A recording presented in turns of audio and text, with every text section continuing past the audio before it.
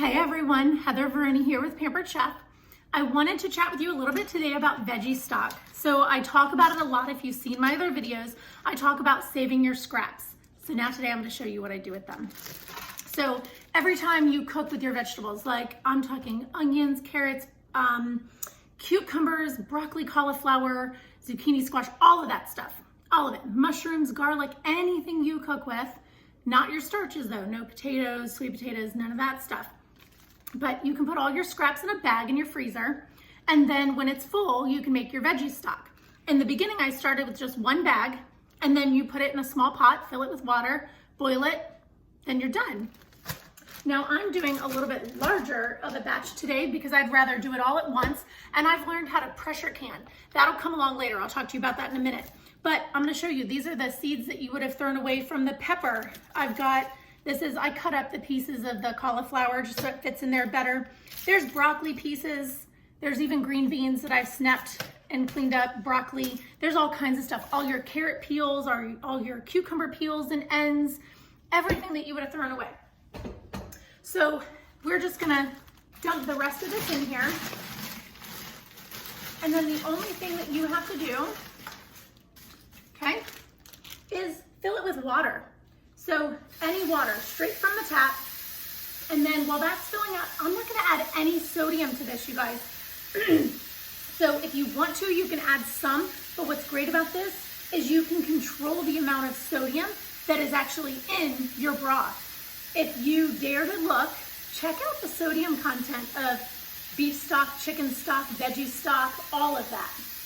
Check out the sodium intake. So if you're trying to eat a little bit healthier, that's one of the first things you want to do is watch your sodium intake. So I'm just going to start this. And then this is just going to, once it's heated up, or once it's filled up here, I'm just going to fill it up to where the vegetables are almost fully covered. And then it's just going to bring to a boil. So once this comes to a boil, then it's going to simmer for about an hour or two. Your house will smell amazing. Okay, it's almost full here. So each season, your veggie stock is going to taste different because in the summertime, I eat more zucchini and squash. And in the summertime, or in the winter, we end up eating more like broccolis and cauliflowers and that kind of stuff. So each season, it's going to taste a little bit different. But what's great is, you guys, this is free. It's going to take me a couple hours of my time today. And really, once it boils down, I just have to sit and watch it, and I stir it a little bit and just make sure it doesn't boil over. So this is gonna simmer for about 2 hours today once it comes to a boil. And then all I'm gonna do is strain it. And I strain it with a wide hold strainer first, just to get the huge chunks out. And then I take it through a fine mesh strainer to get the rest of it. And then you can do one of two things. So you can freeze it.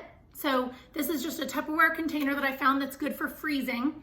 And so you can freeze it if you don't want to learn how to can yet. If you're not there, you can freeze it, and it freezes so well. Only problem with that is you have to plan ahead.